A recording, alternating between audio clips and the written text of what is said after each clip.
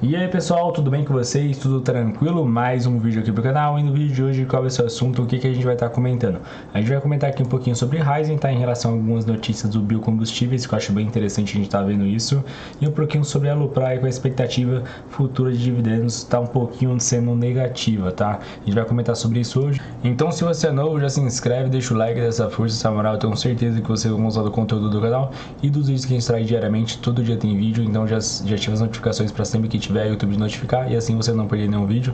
Eu tento falar de uma forma mais tranquila, sem falar muito termo, sem falar muita palavra em inglês, que eu acho que dificulta bastante o aprendizado e acho meio chato também, tá? E se você tiver alguma dúvida em relação ao fundo imobiliário, alguma ação, a ter renda fixa, comenta aí pra mim estar analisando, estudando e futuramente tentar fazer algum vídeo.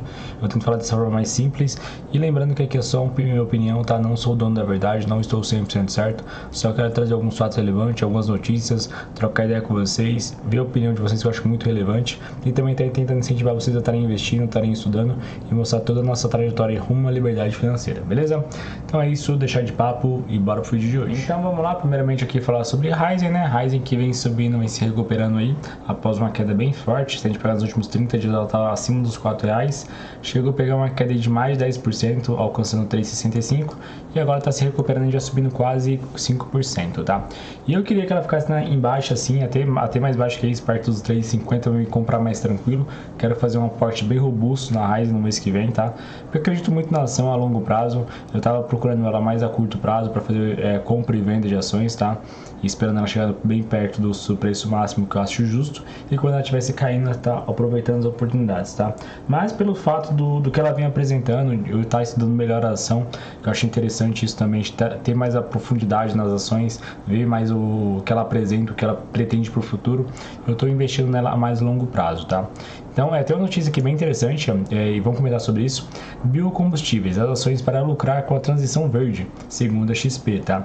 Então, olha que legal, a gente está fazendo essa transição, tentando consumir mais biocombustíveis, mais energia não, mais combustíveis verdes, combustíveis renováveis, né?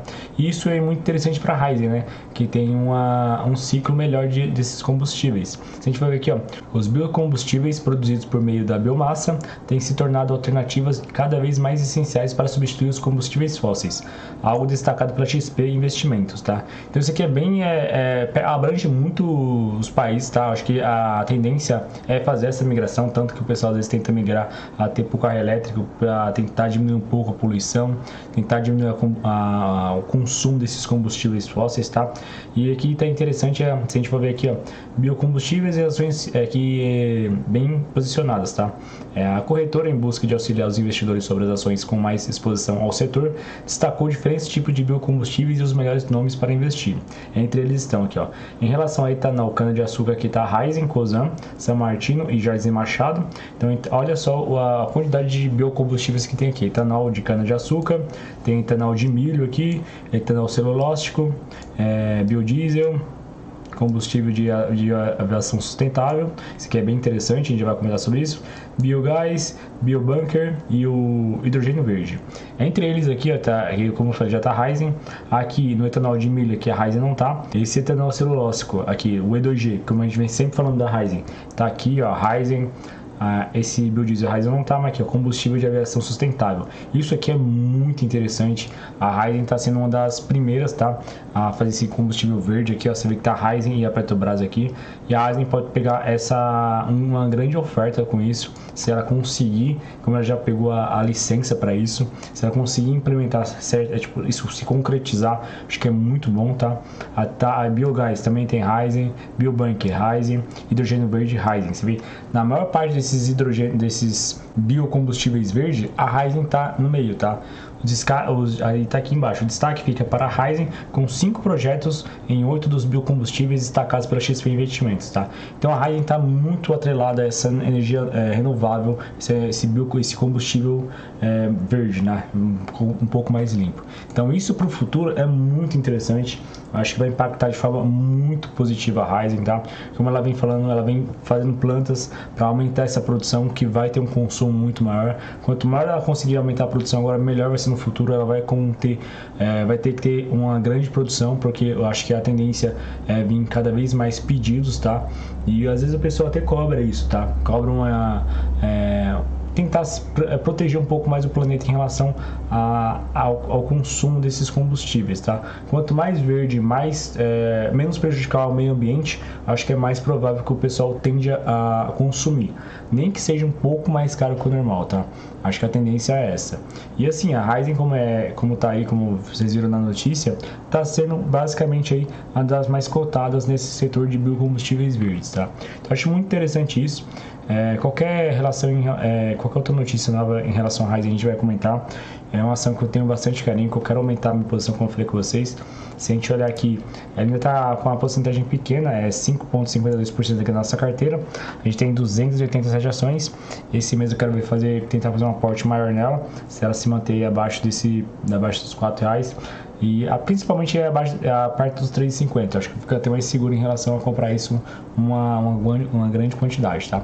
Mas é isso que eu queria falar para vocês em relação à Raízen, tá? Acho bem interessante essas notícias aí e a gente está comentando sobre isso. Em relação à Alupar aqui, você vê que ela vem caindo bastante. Você vê que a do máximo aqui, 10,28 aqui dos últimos 30 dias, ela chegou a cair aqui, a alcançar mais de 5%, a 9,74, e subiu um pouquinho aqui, tá com a queda de mais de quase 5%, tá?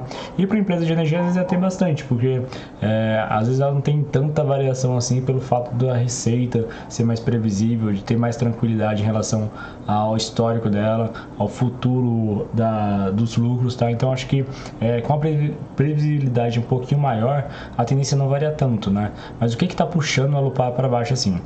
Muitos investidores não gostaram, não é que não gostaram, é que eu acho que meio que frustrou um pouco a expectativa que estava em Alupar. O pessoal estava esperando um ciclo de dividendos maiores, como eu falei com vocês. Só que após o final do leilão de transmissão de dezembro de 2023, a gente já vai ler a notícia que ela conseguiu fazer um arremate muito importante, meio que deu uma desanimada em relação a isso, porque vai exigir um capex, um investimento maior, um investimento muito robusto, e isso pode ser que não venha pagar dividendos agora.